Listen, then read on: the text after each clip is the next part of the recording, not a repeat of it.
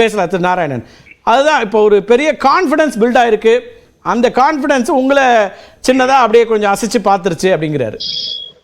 Confidence யாருக்கு build ஆயிருக்குதுன்னா சமஸுக்கு வேணா build ஆயிருக்கலாமே தவிர காங்கிரஸுக்கோ இல்லைன்னா மற்ற கட்சிகளுக்கோ ஆயிருக்காதுன்னு திரு சமஸ் அவர்களுக்கு தெரியும். ஏன்னா நான் ஒரு சில விஷயங்களை மட்டும் நான் சொல்றேன், திரு சமஸ் அவர்கள் ஏற்றுக்கொள்வார் என்று நான் நினைக்கிறேன். இன்னைக்கு இவர் இந்தியா கூட்டணி அப்படின்னாவே நம்ம திரு நாராயணசாமி அவர்கள் இண்டி கூட்டணி நாங்க சொல்றோம். அந்த இண்டி கூட்டணியில பாத்தீங்கன்னா யூபியில கம்யூனிஸ்ட் தனியா நிக்குது. நான் இதனால் வரைக்கும் சொல்லிட்டு இருந்தேன் மிஸ்டர் கார்த்திகை செல்வன், அதாவது கேரளாவில் காங்கிரஸும் கம்யூனிஸ்டும் தனியா நிற்கிறாங்க. அனிராஜா ராகுல் காந்தி பாராளுமன்ற உறுப்பினர் ஆவதற்கே தகுதி இல்லாதவர் அப்படின்னு சொல்லக்கூடிய அனிராஜா இன்னைக்கு ராகுல் காந்தி நான் பிரதமர் வேட்பாளராக கூட ஏத்துப்பேன், அங்க போய் சொல்லுவேன்னு சொல்றாங்க. ஒண்ணு, யூபியில நான் போய் ராகுல் காந்திக்காக பிரச்சாரம் பண்ணணும்னு சொல்றாங்க. ஆனா இன்னைக்கு சிபிஐ இன்னைக்கு யூபியில கேண்டிடேட் அனௌன்ஸ் பண்ணிருக்காங்கன்றத ஞாபகம் வச்சு சார், எல்லா வேறுபாடுகளோட தான் சார் அந்த இந்தியா கூட்டணி. இப்படி ஒரு கூட்டணி அமையாதுன்னு சொன்னீங்க. தேர்தல் 3 கட்ட வரைக்கும் கூட அப்படியே டிராவல் பண்றாங்க.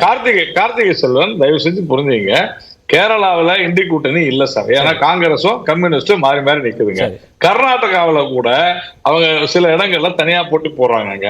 அதே மாதிரி ஆம் ஆத்மி டெல்லியில ஒன்னா இருக்கிறாங்க, பஞ்சாப்ல இல்லைங்க எனக்கு சமஸ் சொன்னார் பாத்தீங்களா, பஞ்சாப்ல ஆம் ஆத்மிக்கு பிரச்சனை இருக்குதுன்னு.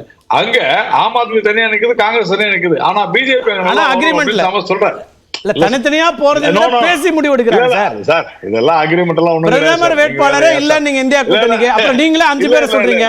முதலமைச்சர் மு க ஸ்டாலின் தொடங்கி மம்தா பானர்ஜில இருந்து நீங்க தான் பிரதமர்கள் நிறைய இருக்காங்கன்றீங்க சார். நடக்கிற election Thiru Narendra Modi versus other political leaders, BJP versus other parties. இதுல நாம ரொம்ப கிளியரா இருக்கும் சார். காங்கிரசினுடைய மாநில தலைவர் அதிர் ரஞ்சன் சௌத்ரி சொல்றாரு, திரிணாமுல் காங்கிரசுக்கு போடுறதை விட வாக்களிப்பதை விட பாஜகவிற்கு வாக்களிப்பதே மேல் அப்படின்னு ரொம்ப தெளிவா சொல்றாரு. அவர் it is on record. So Samas சொன்னதுல ஒரு விஷயம் என்னன்னா 284 தவறான கருத்து என்று ஏற்கனவே இது மறுக்கப்பட்டிருக்கிறது. அது தவறான கருத்து என்றார், அது மறுப்பு தெரிவிச்சிருக்காங்கங்கறார். இல்ல அப்படிதான் சொல்லிருக்கிறாரு. அவரு வேணும்னா அதுக்கப்புறம் இல்லைங்க, அதான் அவர் தவறுதலாக புரிந்து கொள்ளப்பட்டு சொல்லிருப்பாரு. ஸ்டேட்மெண்ட் உங்களுக்கு தெரியாதா? நீங்க பாத்திருப்பீங்க. இப்போ 284 சீட்டுல ஈவன் 54% சொன்னாரு நம்ம சமஸ் சொன்னாரு. நான் என்ன சொல்றேன், அன்னைக்கு 2019 இருந்த அதே வாக்கு சதவீதம் இன்னைக்கு போல் ஆகலன்றத நம்ம புரிஞ்சுக்கணும். அப்போ பர்சன்டேஜஸ் மாறும். அப்போ அதனுடைய கணக்கு சிறு சமஸ் அவர்கள் சொல்லவில்லை. குறையறதே பாசிட்டிவான சைன் இல்லங்கறாங்க. பர்சன்டேஜ் நிறைய இருந்ததுன்னா வந்திருக்கும். இல்ல கார்த்திகை, எக்ஸைட்மென்ட் இல்ல மக்கள்கிட்ட. யாரு பிஜேபி வரக்கூடாதுன்னு நினைக்கிறாங்களோ அவங்க அப்படி எடுத்துப்பாங்க. நான் என்ன சொல்லுவேன், மக்கள் நல்லா தானே இருக்குது, அதே ஆட்சிதான் திருப்பி வரணும், ஓட்டு போட வரணும்ல சார். இல்லங்க, நான் ஏன் ஓட்டு போடணும், ஒன்னும் பிரச்சனை இல்ல, பிஜேபி வரணும் விட்டுருக்கலாம். நான் என்ன சொல்றேன், இல்ல அப்படி பார்த்தா அப்ப திமுகவே இங்க வராதுன்றீங்களா? தமிழ்நாட்டுல வாக்கு சதவீதம் குறைஞ்சு போச்சு. நீங்க என்ன சொன்னீங்க, தமிழ்நாட்டுல 2 மணி நேரம் எல்லா நண்பர்கள் என்ன சொன்னாங்க, தமிழ்நாட்டுல வாக்கு சதவீதம் அதிகரிச்சுங்க, மொத்தமா மாற போகுது நீங்க சொன்னீங்களா?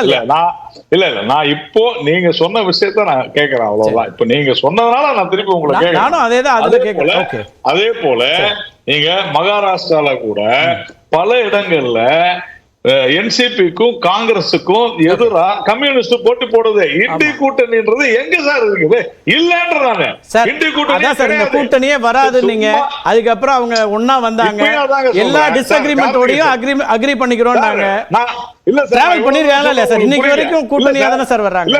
இல்லன்றனால நான் சொன்னா நீங்க புரிஞ்சுக்க மாட்டேன்றீங்க சார். நான் இல்லன்னு தானே சார் சொல்றேன். ஆம் ஆத்மியும் காங்கிரஸ் பஞ்சாப்ல தனியா இருக்காங்க சார். வெஸ்ட் பெங்கால்ல திரிணாமுலும் காங்கிரஸும் ஒன்னா இல்ல சார். கேரளாவுல கம்யூனிஸ்டும் காங்கிரஸ் தனியா இருக்காங்க சார்.